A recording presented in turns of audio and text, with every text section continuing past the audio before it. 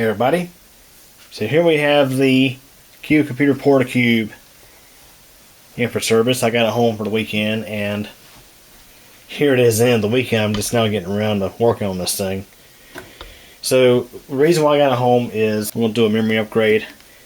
System currently has 16 gigs of DDR4 in it. We're going to up that to 32 gigabytes.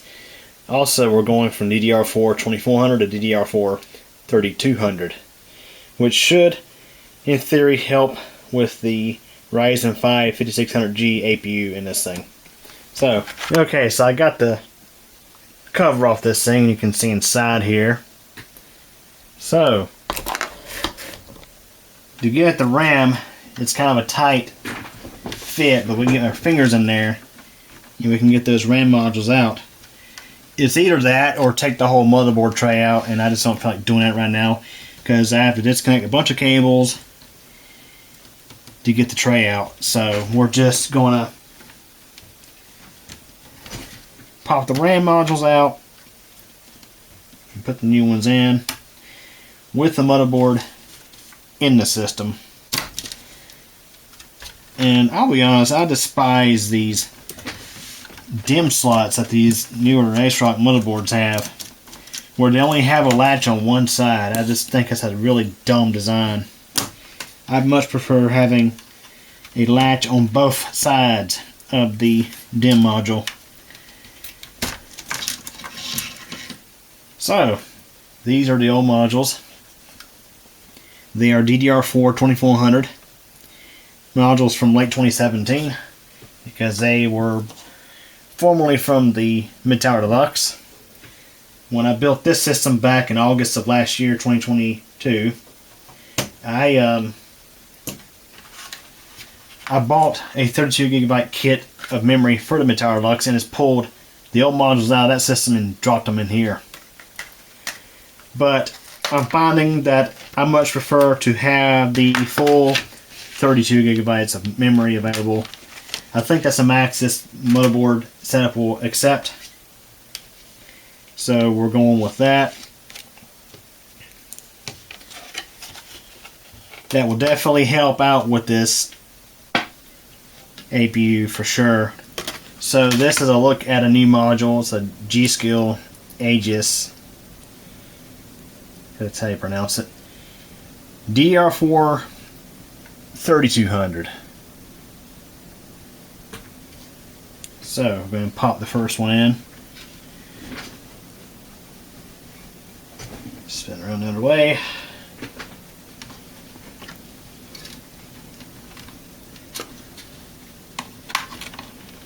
When you look at those modules, you may think, oh, there's no sort of like RAM sync or anything on them, but in a way there kind of is.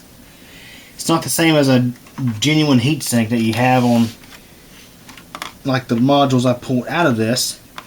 It's more like what you have on a solid state drive, or like an M.2 SSD rather, where the sticker acts kind of like a sort of a heatsink in a way. It's not as good as an actual heatsink, but it's better than nothing. Getting my fingers in here to push this in is going to be a tight fit. Alright, the first one I think is in.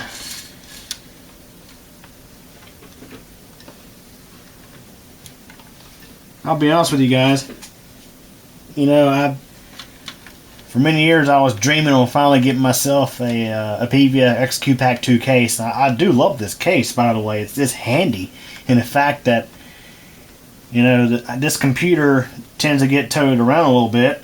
It's nice to have that carrying handle.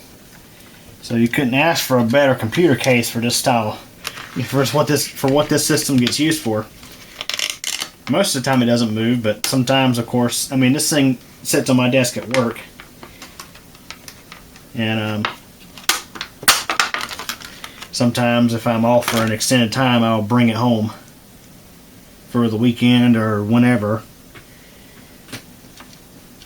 and sometimes I'll use it as my backup for the Mid-Tower Deluxe if I have to work on that system.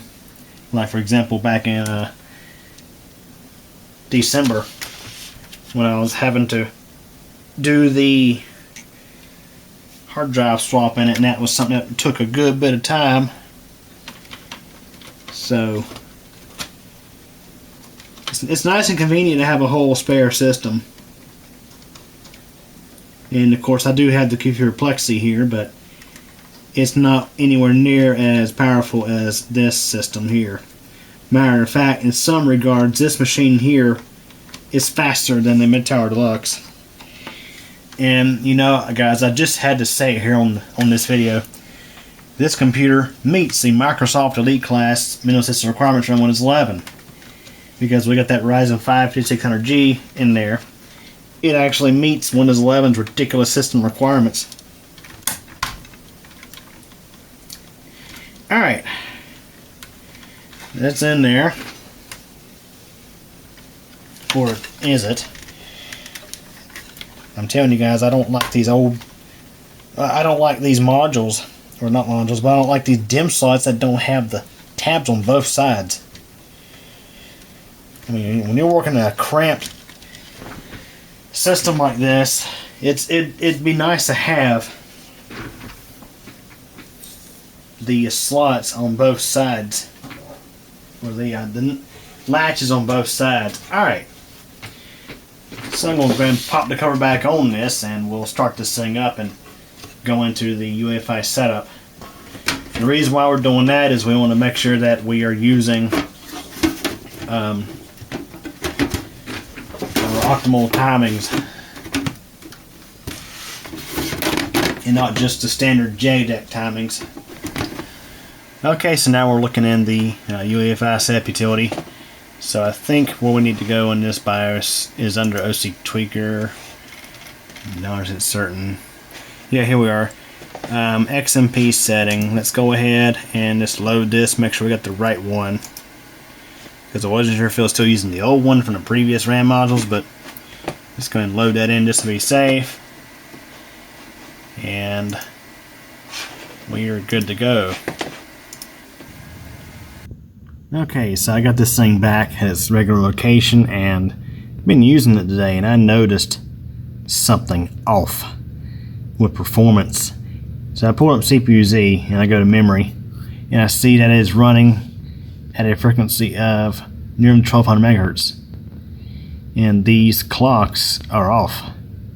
So if we go over to STBD, you can see that the XMP 3200 speed is 1600 megahertz with the following clocks.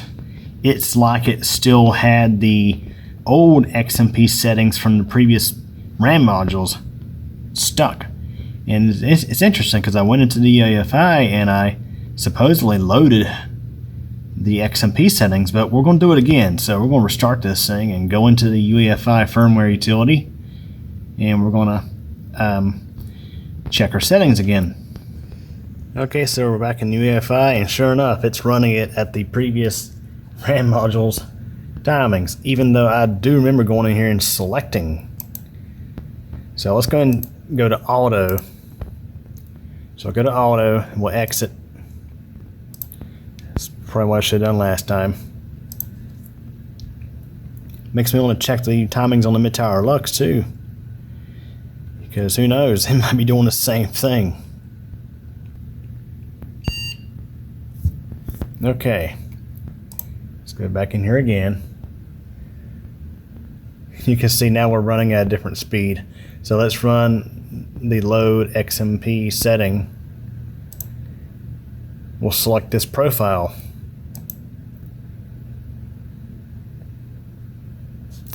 Alright, exit and save changes.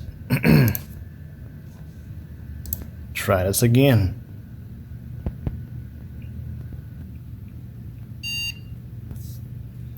Okay.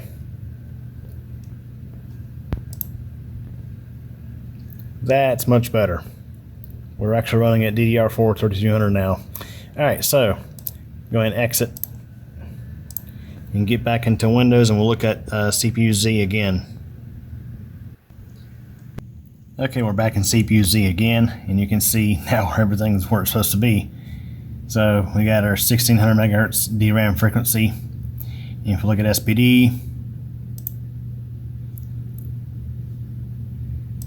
can see over here, there's XMP 3200. Things are a little off there, but I think we'll just let it ride for now, see how it does. So, yeah, that was interesting. So apparently when you change out modules, at least on the ASRock motherboard, you have to change your XMP setting back to auto, restart, go back into the setup utility again, and then load the new setting to make it stick. Okay, so now here we are in Windows, and if we go into Task Manager and look at our performance, you can see we now have 27.9 gigabytes available to Windows. That's because the iGPU is taking up a portion of the system memory.